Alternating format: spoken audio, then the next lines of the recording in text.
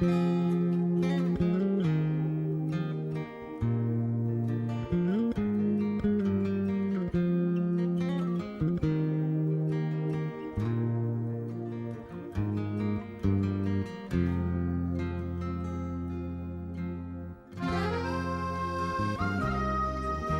fact that the Matilda Committee endorsed it with so many awards, the award for Best Director, the award for Best New Australian Work, the award for Best Independent Production.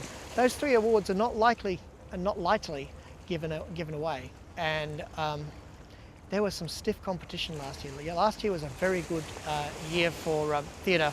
The show, Sacha's been writing it for years. It's kind of been a passion of his, and it had various manifestations and developments. I first encountered the Kursk as a work in progress at Queensland Theatre Company, and I thought it was a great story. The 15th of August 2000, I was at the university at the time, and just my friend came up to me and said, have you heard the news? And I said, what? I didn't have any time to watch news or anything, you know, I was too busy. And he said to me that the Russian submarine went down. I think it's a very human story, it's a universal story about survival and about dealing with immense grief and tragedy.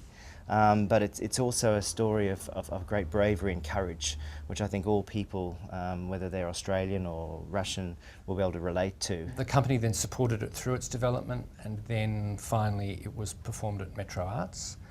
And it was great to see it as a piece of theatre because it was still very moving and engaging and entertaining. It's just a fast road down the highway from beginning to end, which is, you know, I think a really exciting. You know a script is in it, a form that it's ready to be produced. It was a really brilliant, simple piece of theatrical art with lots of simple storytelling means and some great characters and some brilliant performances, and it was great to see it become a surprise hit of the Brisbane theatre season. We've had a magnificent sound design and lighting design from our sound designer Luke Lickfold. Creates a very suspenseful atmosphere with the soundscape, which pervades the whole piece. It really creates that atmosphere of claustrophobia and foreboding in the play. The costumes are authentic Russian naval costumes. After my first trip to Russia, I came back to Australia, and suddenly my parents called me from Poland. They received an anonymous parcel which was addressed to me, but no address, no return address on it. And they opened it, and there was no note, nothing, not a word. There was just a uniform of the Russian submarine captain there, with full regalia and medals attached to it. The authenticity of them is what helps us get across the authenticity of the story. Then I received donations, tokens like this, like uniforms from a widow of an admiral.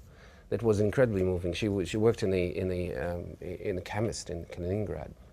And another friend of a friend spoke to her, and suddenly she just took out of the cupboard her deceased husband's uniform and just gave it to me. We almost feel like the story is being told by the ghosts of these dead submariners. I also spoke to a number of other officers, and the general response was, please do it. Please tell this story. An Australian audience will relate to this piece because it is a universal tale of tragedy and courage. It's a blokey play that I think will reach into the hearts of any audiences. It's beautifully designed, wonderfully put together, and I think well worth taking the punt in. From a point of view of the story, it will fill any space because it's the epic nature of the piece will come out, you know, over the footlights. The performances more than reach out, you know, to any size venue. And so you can put that in any venue and it'll still be as powerful and as effective it was in the Metro, without question. I think that if we share the grief and hope together, we remind ourselves that we are human. And I think that's important for everyone.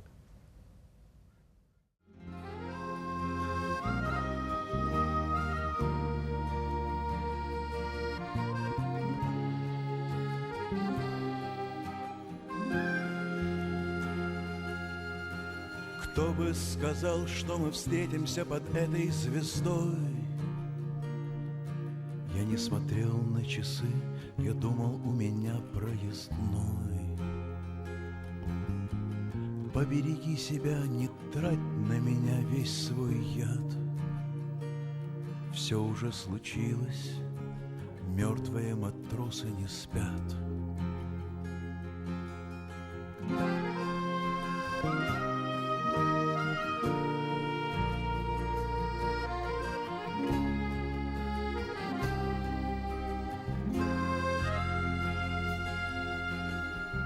Я не знал, что я участвую в этой войне.